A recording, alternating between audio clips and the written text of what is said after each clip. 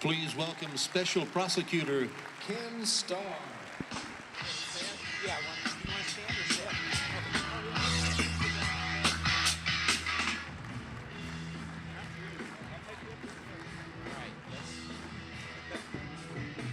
There you go. I think that works. Well, Judge, we've been spending a lot of time. You were on the radio for a full hour this morning with me. And you were great, Jimmy. Everybody should tune in, regardless of where you live. He is terrific, and I also call him the harmonica man. He is really great with the harmonica. So in addition to being a 710 KNUS radio host, I host on our sister station, 1690 KDMT, Business for Breakfast, 6 to 9. And third hour, we had Judge Starr. And in the beginning of our interview, after I played a little harmonica along with the bumper music, I asked you about the news story that you've been immersed in this week about Jeffrey Epstein. Can you tell us a little bit about that, just to begin? Yes, my name is in the news, unfortunately, but there you have it. Years ago, my law firm was part of the team that represented Jeff Epstein in connection with a case having nothing to do with the current allegations. The current allegations are extraordinarily serious, but we're talking about a case in Florida over 10 years ago, and I was brought in as part of our team to make one specific point to the state's attorney's office and to the United States Attorney's Office, Alex Acosta. And that is, these are serious matters, these are serious crimes. These matters, I'm talking about the Florida allegations 10 years ago, are being handled and being prosecuted by the state attorney, the district attorney in Palm Beach County. And this is quintessentially a state matter. So I was arguing federalism, first principles, that the federal government should not be intruding into the province of the states. And I did not convince Alex Acosta. It was considered, well, we'll see what the state does. And a deferred prosecution agreement was entered into.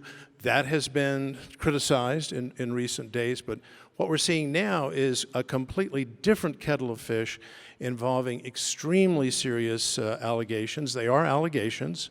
There's a presumption of innocence, but that's what my representation of Jeffrey Epstein was about.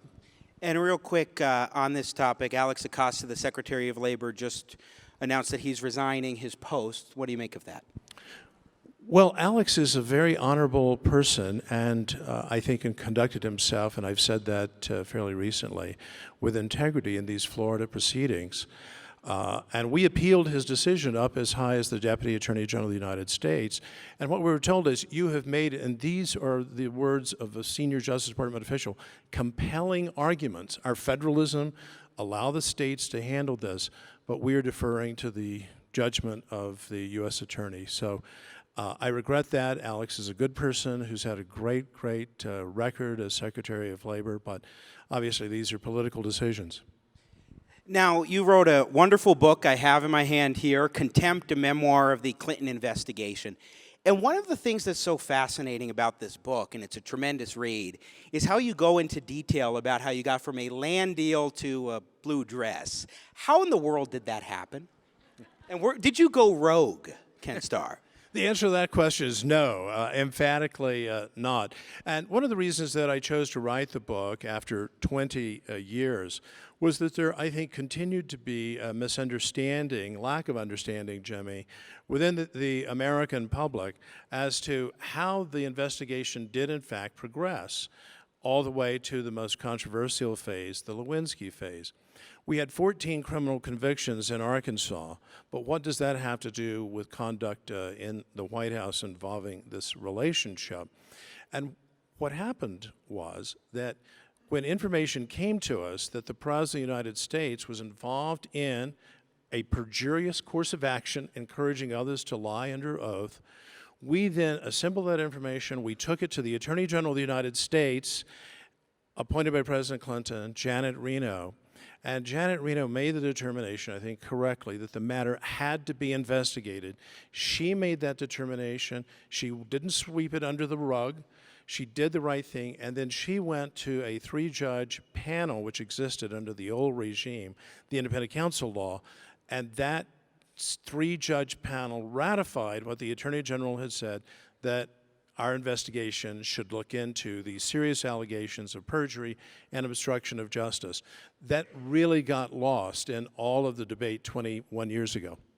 And so that, I think, goes to a cornerstone of a question that a lot of people have been wondering is, look, the Russia investigation began supposedly looking into Trump-Russia collusion and interference in our elections, and you end up with Paul Manafort being found, guilty, or was it, in that case, was it a plea for him? He was found guilty of right. 7 indictments. But in that case, felonies, it was unrelated to the Russia investigation in terms of actually looking into the elections and what happened then. It was looking back years ago with regards to Ukraine and what have you, and you then had these other more process crimes that others were caught up in as opposed to being related to Russian collusion. So what do you make of that aspect of this? Well, it appears, and we don't know everything, and I think it's one of the reasons that Bob Mueller's testimony, which will now be apparently a week later than we thought, is going to be very important to answer some of these very questions. But my understanding, and I'll say it's both an understanding and an assumption, is that specifically the Manafort investigation and prosecution was authorized by the Attorney General of the United States, the acting Attorney General, that whatever one wants to say, and we'll be talking about this, about Bob Mueller and the investigation and the report, I have no reason to believe that each of those prosecutions, including General Michael Flynn, I have no reason to believe that those were not authorized specifically by the Deputy Attorney General.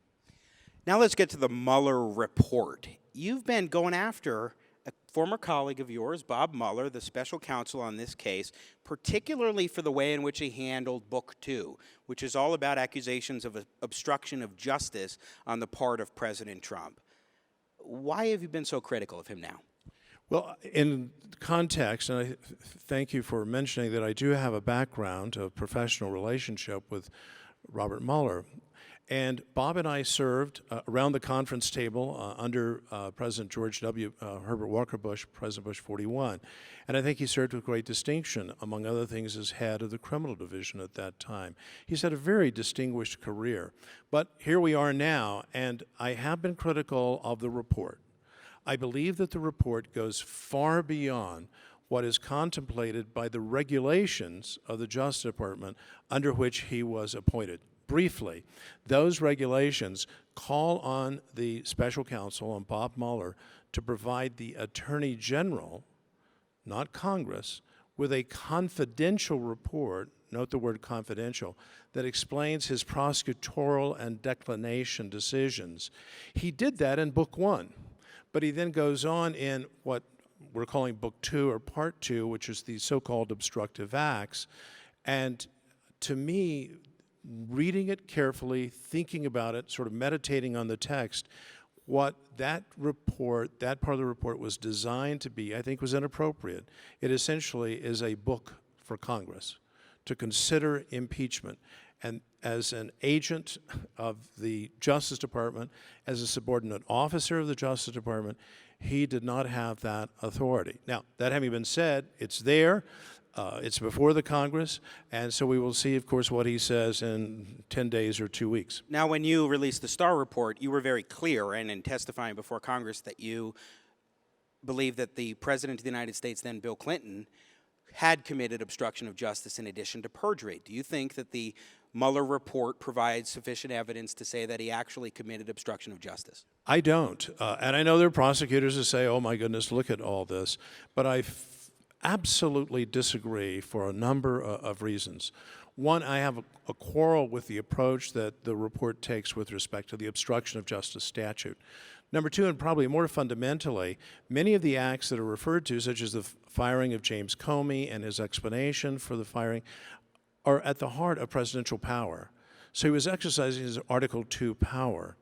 And when I look at each of these obstructive acts, as they're called, not taken together and certainly not individually, I don't think that they're chargeable offenses. And therefore, I applaud the fact that Bill Barr, who has come under serious criticism for having made the decision, but also, and I think this went underreported, Rod Rosenstein, the Deputy Attorney General who appointed Bob Mueller, agreed with the decision, consistent with what I think are the traditions of the department, that what was being asserted in the report, just taking these allegations at face value, did not rise to the level of a crime. Now, Bob Mueller was supposed to testify next Wednesday. It's been postponed to the 24th. Do you think he's going to actually testify in the end? I will be surprised if he doesn't, because he was under subpoena, as I understand it. Apparently, there were, and I don't know, perhaps people here already know the backstory, but the subpoena to me said, if it in fact issued as I think it did, we intend to have your testimony, Mr. Mueller, we being the House Judiciary Committee. And the fact that it was supported by House Republicans tells you that there is a really compelling interest in hearing what he has to say. So I think, yes, he will testify. And so, providing that does happen, put us in Bob Mueller's shoes. You're one of very few people in the history of the country who can talk about a situation like that, of a special counsel testifying before Congress on a report about a president of the United States. What do you think he'll do? What do you think he should do from his standpoint? Well, what I think he should do is, and I think he will do, is stick with the report, and when the questions flow from both sides of the aisle, to say, as I said, as we wrote in the report at page 25 or whatever it is. So I think he needs to know his report absolutely cold, and then not embellish. In particular, he needs to be very assiduous in avoiding the, do you think the President of the United States should be impeached by this House? That just goes without saying. Even though we concluded that Bill Clinton had committed crimes, felonies, I never took the position that he should be impeached. I was required under the statute under which I was appointed to provide the referral or report. But we did not say, here is exactly what you should do. We said, here's the information. It's for you to evaluate and assess. And more than once during the very long, day-long hearing before you were born, Jimmy, that I was in the House of Representatives, I would hold up the report and I said, this is for you. You required me, the law required me to provide you with this, but you can do anything you want to with it, including ignoring it. I was 8 during the impeachment proceedings, Judge. What a show-off. I don't remember, every time I talk with you, though, and I tell you this, you're a historical figure for me, because I don't remember a day of the Clinton investigation and the impeachment proceedings and anything. They let me out of the museum, so thank. Good. That's why. So that Next, he's going to play his harmonica. Now let's talk about the Republicans. You have strongly advised them against talking about particular things that Republicans are especially curious about right now, and saying they should take a different tact. What would you advise the GOP congressmen in terms of their questioning of Bob Mueller? I would not worry about, but I think there will be worrying about, how did the investigation come to be? Because I think Bob Mueller will hold up the appointing authority document and say, I was given a job to do, and that's the job that I did. Do you have questions about the job that I did? I didn't need to go behind what happened at the Justice Department or the FBI. So I think instead I would ask such questions as this, broader questions. Do you recognize, as your report seems to make plain, that the very existence of this investigation was highly frustrating to the president, who felt that it was impeding his ability to get his job done? Its very existence. Secondly, you have concluded, and it's worded somewhat adroitly, that there was no collusion. And he may take issue with that. Well, the evidence didn't show. But I would really hammer with respect to your very discussion of the transition. So this is your report, 30 pages or so, talk about the transition after the election, when, and I praise Bob Mueller and the team for getting this information, they reported as fact that Vladimir Putin got his oligarchs all together in the Kremlin and said, we don't know this guy. We have no connections. Who can go get connections with the incoming administration? Doesn't that suggest that there wasn't an existing chain of communication? And Charlie put it very well. The whole idea was sort of outlandish to begin with. There was collusion. Were there contacts? Of course, that's not a conspiracy to essentially violate the laws of the United States. So back to Bob Mueller. When did you conclude that? I think that's very good. And did you consider issuing an interim report so the president could get on with his business? Well put, well put. Let me just say, when you read the report, and people say, well, I've read the report. When you've studied the report, you will see this president was so frustrated. He felt that the entire thing was unfair. He kept using that word as quoted in the Mueller report. This is unfair. This is wrong. This is bad for the country. How can I carry on my presidency? And it's a lamentation, a Jeremiah. It's a complaint that comes rolling through the pages of the report. And we spent a full hour this morning, so if anybody wants to check it out, it was a really enjoyable and fascinating conversation, as always. But we're out of time here, except I want to ask you one final question. The theme here at this conference, this year at the summit, is religious liberty. And you wanted to share just a couple quick thoughts on the role of the Supreme Court in protecting religious liberty. Yes, there are many reasons why we must be concerned, we must be vigilant. I think that's stipulated.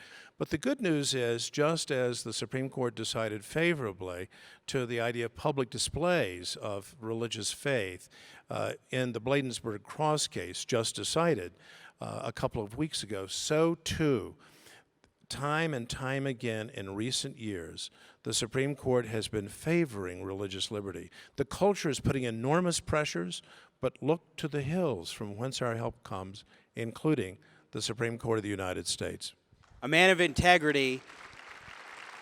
Thank you, Judge Ken Starr, for joining us here at the Western Conservative Summit. And thank you. God bless you. Check out his book, Contempt, a memoir of the Clinton investigation. Thank you.